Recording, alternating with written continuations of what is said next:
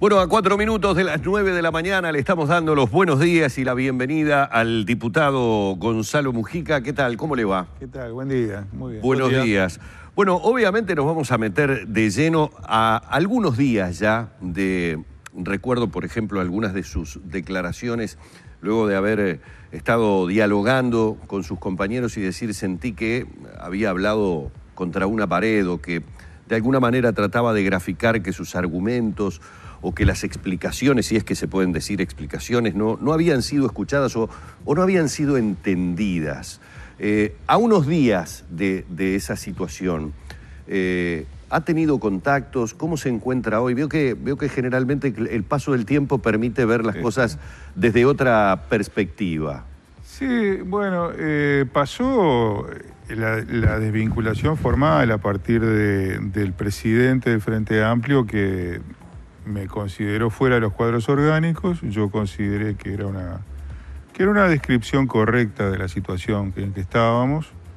Y bueno, y a partir de ahí me parece que lo importante y lo bueno es que podemos empezar a hablar de política, de qué podemos hacer juntos, qué no vamos a poder hacer juntos, y qué otros diálogos yo voy a poder tener, porque obviamente los acuerdos y los desacuerdos dentro del sistema político se pueden dar con todos, ¿no? ¿Usted hoy se siente frente amplista o independiente? No, soy independiente, obviamente. A partir de ese momento ya soy independiente. Vio que es una polémica, una vieja polémica, cuando algún diputado se aleja de un sector o de un partido político, si la banca corresponde al sector, al partido político o al legislador. Yo creo que es una vieja polémica que está más que saldada, y sobre todo dentro del Frente Amplio. Y por lo tanto me parece que reingresar en esa discusión es volver 10 pasos atrás, cuando lo que el presidente logró con su declaración y con la forma en que resolvió el tema es poder permitir que podamos conversar sobre otros temas, sobre cosas políticas que están pasando, que van a pasar y que son mucho más importantes que si yo estoy dentro o fuera del Frente Amplio. Bueno, y entonces se abre una etapa, una instancia de mucha negociación dentro del Frente Amplio con usted. Usted es el voto 50. Ayer Astori, en una entrevista, le preguntaban justamente por el presupuesto que ingresa al Parlamento. Y claro, si pensamos lo que fue la rendición de cuenta pasada para aprobarla, que con los 50 votos fue tremendo lío para la interna del Frente Amplio lograr finalmente una fórmula que contemplara por lo menos el voto de todos los diputados. Ahora ni le cuento. Astori dijo ayer que estaba muy preocupado. Pero sí, yo entiendo que esté preocupado, pero él tiene que estar preocupado por los otros 49 que se quedaron en el frente, porque el tremendo lío de la rendición pasada no lo tuvo conmigo, lo tuvo con el resto de la bancada. Y el lío que va a tener en la rendición de cuentas 2017, que es sin duda una rendición de cuentas muy importante, porque el presupuesto nacional se planificó a 2 años, por lo tanto se asumió que en el 2017 en la rendición de cuentas se planificaban los 3 años siguientes de presupuesto. Yo entiendo, creo, estoy bastante seguro de que no va a ser una rendición de cuentas donde discutamos presión fiscal, yo creo que eso ya está definido, sino que lo que vamos a tener que discutir es gasto del Estado. Y cuando tengamos que discutir gasto del Estado, la cantidad de gasto y la calidad del mismo y dónde se aplica, los problemas que va a tener el ministro van a ser con los mismos compañeros de él que con los que tuvo problemas ya en la rendición anterior. Seguramente conmigo va a acordar mucho antes que con todos ellos. O sea que yo estoy de acuerdo con el ministro que tiene que estar preocupado, pero no es por mí que tiene que estar preocupado. Y no le va a faltar mi voto. El peligro va a ser que le falten otros votos. Porque yo creo que si somos responsables, la próxima rendición de cuentas tiene que ser muy restrictiva en el gasto. Si no es restrictiva en el gasto, ¿usted no la acompaña? Si no es restrictiva en el gasto, vamos a tener un problema muy serio para acompañarla. Porque yo en la última rendición, en la de este año, yo declaré en sala, y está en actas, que el país iba a seguir necesitando un ajuste fiscal después de la rendición. Y declaré además que la clase media uruguaya está al borde de su capacidad contributiva.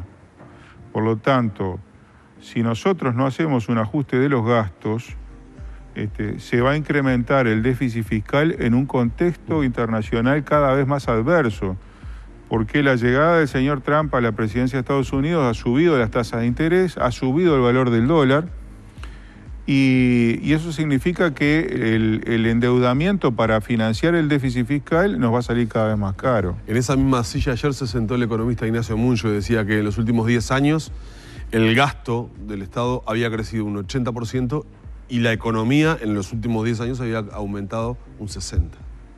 Claro, yo creo que en los primeros 5 años de gobierno Frente Amplista había una realidad que era ineludible. Estábamos saliendo de la crisis del 2002 y no se puede salir de ninguna crisis. No hay ningún ejemplo internacional en el cual un país salga de una crisis sin aumentar el gasto público. Y la crisis de los principales países del mundo a partir del 2008 es un ejemplo más de una larga serie de ejemplos. Los países, cuando tienen una crisis económica, el Estado tiene que gastar más para que se reactive la economía, y porque además la gente es la que más sufre esas crisis y el Estado tiene que gastar para compensar un poco y recomponer la estructura social.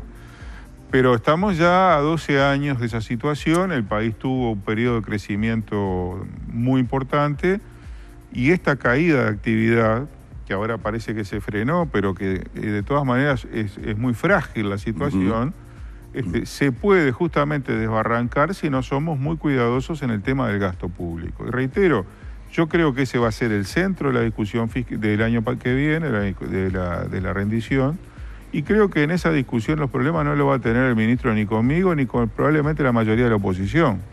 Seguramente lo va a tener con la propia bancada. Diputado, usted dice hoy soy independiente, no está dentro del frente, pero sigue siendo de izquierda. Sí, claro. En esta suerte, a ver, se lo digo porque yo no lo comparto, pero es el léxico que se utiliza políticamente. El Uruguay parecería estar dividido entre la izquierda y la oposición, que es la derecha. Sí. Dentro de esa oposición que es la derecha, ¿ha tenido contactos? ¿Ha habido alguien que se haya acercado para dialogar con usted? Todo el tiempo, desde hace ya más de 2 años, porque yo empecé a discrepar con muchos aspectos del Frente Amplio al comienzo del gobierno. Es decir, cuando la realidad se desbarrancó en el Mercosur, digamos, yo empecé a decir que el programa había quedado desactualizado y empecé a decir otra cosa, y era que la mayor parte de las soluciones a los grandes problemas nacionales estaban a la derecha del programa. Entonces, a partir de ese momento converso, pero aparte yo soy una persona que dialogo todo el tiempo con todo el mundo. Yo he seguido conversando con todo el Frente Amplio, he seguido conversando con todo el Partido Nacional, el Partido Colorado, con el Partido Independiente. He estado charlando con Eduardo Rubio de la Asamblea Popular. ¿Y usted la ve tan derecha a la oposición como se menciona en el terreno político? Como si ser de izquierda fuera lo bueno y de derecha lo malo, cuando uno de repente no ve tantas distancias y tantas diferencias a la hora de tratar algunos temas que son de interés común a todos los uruguayos. Mire, en términos descriptivos puede servir para ubicar rápidamente, pero en términos de programa, que es lo que en definitiva determina la cosa, yo le diría que hoy en día, salvo Asamblea Popular, la estrategia de crecimiento del país es compartida por todos los partidos. La estrategia de crecer apoyado en el aparato productivo y con una intención exportadora marcada, es apoyada, salvo por Asamblea Popular, por todo el espectro político. Tenemos diferencias entre nosotros respecto a las políticas de distribución de riqueza. Yo le he marcado a los partidos tradicionales que yo creo que su política de distribución es una política... La interna del Frente también tiene sectores donde no están de acuerdo de qué manera distribuir. Bueno, claro, pero digo... Usted hable con un comunista y hable con un diputado alineado al contador Astori, seguramente difieran mucho. Sin duda, sin duda. Pero yendo de lo general a lo particular, diría, entre los partidos, yo creo que los partidos tradicionales, su estrategia de distribución de riqueza está demasiado librada al mercado. Y por otro lado, dentro del Frente hay, como usted dice, sí, discrepancias en algunos casos bastante enconadas respecto a cómo distribuir. Por lo tanto, hay que ir tema por tema. Yo he dicho también otra cosa, que se notó menos, porque en medio de este fárrago que hubo, que en temas de seguridad pública, de combate al delito, todos los programas de todos los partidos están a la izquierda de las soluciones. Yo le contaba una anécdota a un colega de ustedes hace un tiempo. A principios de este año, un diputado del Partido Nacional me invitó a una casa de familia a una reunión con asesores sobre el tema de seguridad. Y realmente eran asesores muy buenos, técnicos, sociólogos, policías retirados, abogados penalistas, una cosa pesada, interesante. Y cuando salí, este compañero, colega, me pregunta, bueno, ¿qué te pareció? Y yo le dije, mira, el problema es que tus asesores te dicen las mismas cosas que mis asesores me dicen a mí. Si le damos pelota a estos tipos, estamos en el horno. Entonces yo creo que en los temas de seguridad, por ejemplo, todos los partidos tienen su programa a la izquierda de las soluciones. Porque yo creo que estamos enfrentando a una delincuencia profesional, y cuando se enfrenta a una delincuencia profesional cuya actitud frente al delito no depende de la pobreza, porque además la mayoría de los que delinquen no son pobres, y la mayoría enorme de los pobres no delinquen, trabajan, el énfasis represivo de la acción policial tiene que ser puesto sin tapujos y sin culpabilidades sobre la mesa, y creo que en ese sentido... Pero se ha mostrado como cierto respeto o temor a mostrar una acción represiva. Yo creo que... La izquierda la ha mostrado así. La izquierda lo ha mostrado. Yo creo que el equipo del Ministerio del Interior es el que más entiende esto. Ayer estuve en el acto de la policía acá en Plaza Independencia. ¿Usted piensa que el ministro Bonomi y el subsecretario Vázquez es el mejor equipo hoy en el país para estar comandando el interior? No he visto nada mejor. La verdad, no he visto nada mejor. Yo ayer estuve en el acto de la policía en la Plaza Independencia, y en el discurso del ministro Bonomi, él dice justamente esto: nadie puede seriamente atribuir la delincuencia a la pobreza, porque ha crecido la delincuencia en todos los países de América Latina cuando en los mismos años en que creció la economía y cayó... Pero antes se decía. Sí, claro, era un axioma de una parte importante de la izquierda, creer que el delincuente era una víctima de la sociedad.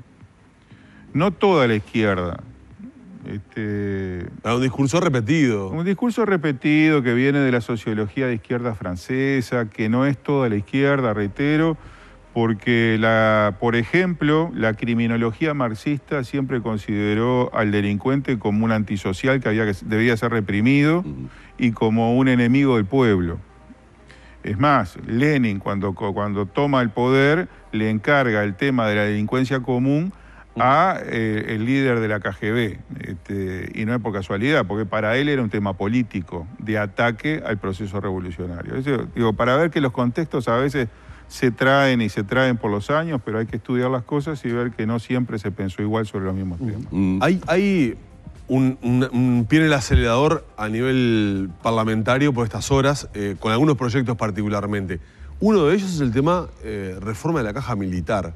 Sí. Un tema que no es menor, que es engorroso, que es complicado de meterle la mano, de hincarle el diente, como hablamos en la esquina, y que no se sabe si tiene o cuenta con todos los apoyos del oficialismo, particularmente el suyo. ¿Usted va a apoyar ese proyecto? No, no lo voy a apoyar, lo he dicho hace tiempo ya.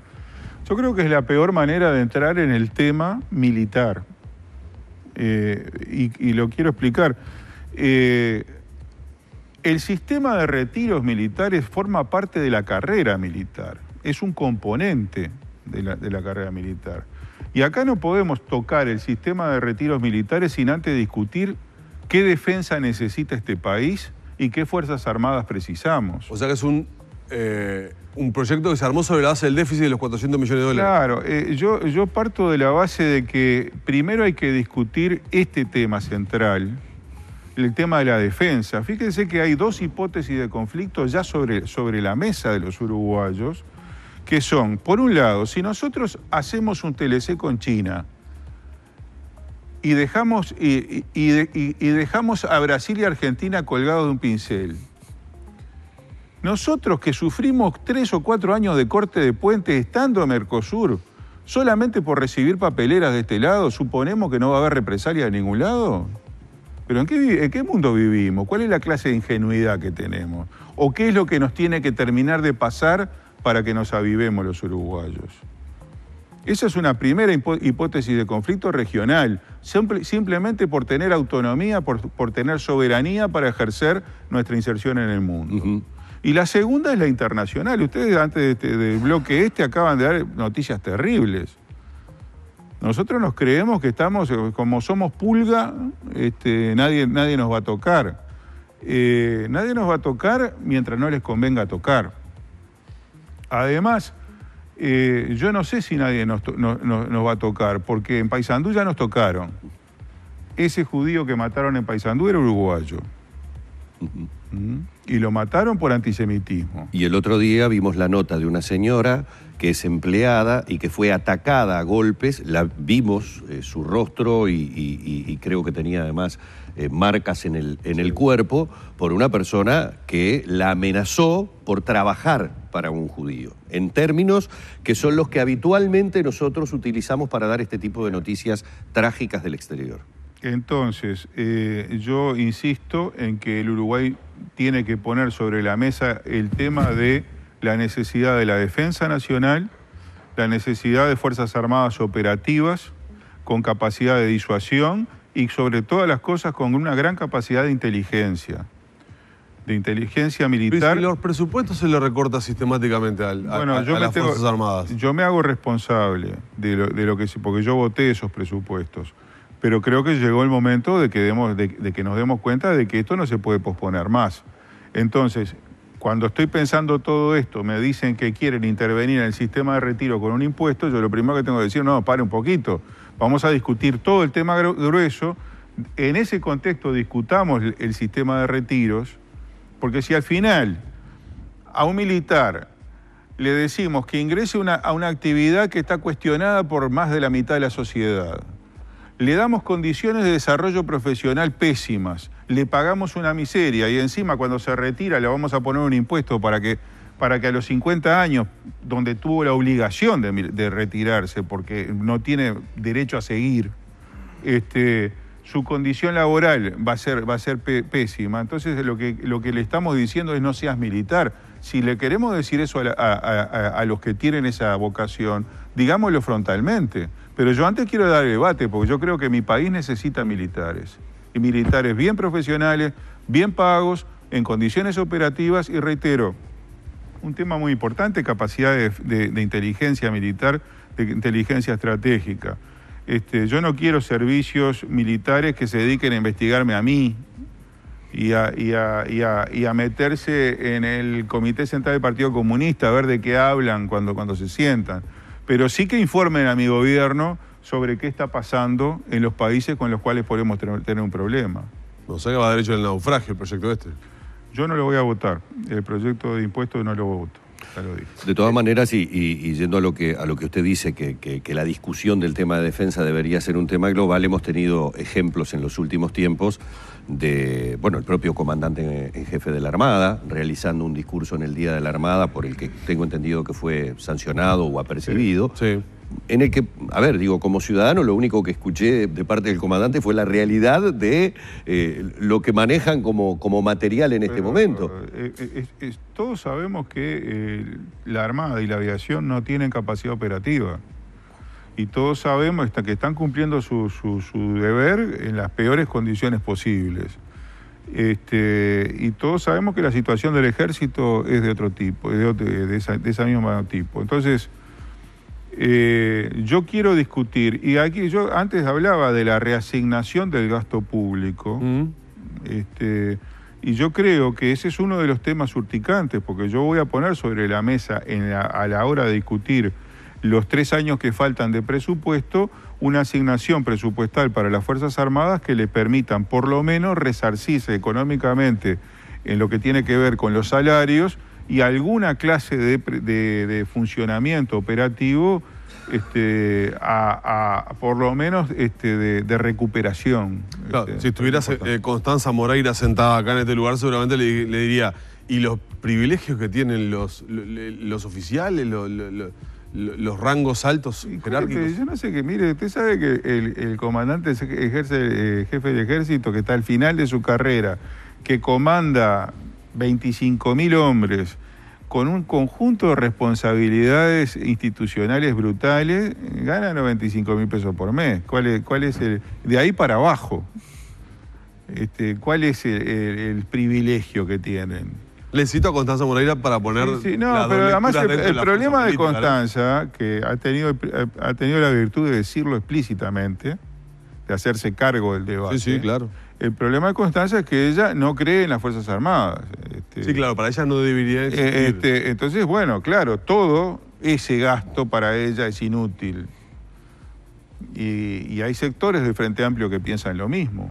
Entonces yo quiero dar el debate al revés, porque yo creo que son necesarias y que las hemos tratado bastante mal en estos años. ¿Es inconstitucional este proyecto de reforma de caja militar, como sostiene el diputado de la Asamblea Popular Rubio? Bueno, es probable que lo sea, porque tiene el mismo carácter que tuvo el IRPF a las jubilaciones, que luego tuvo que ser cambiado por el IAS.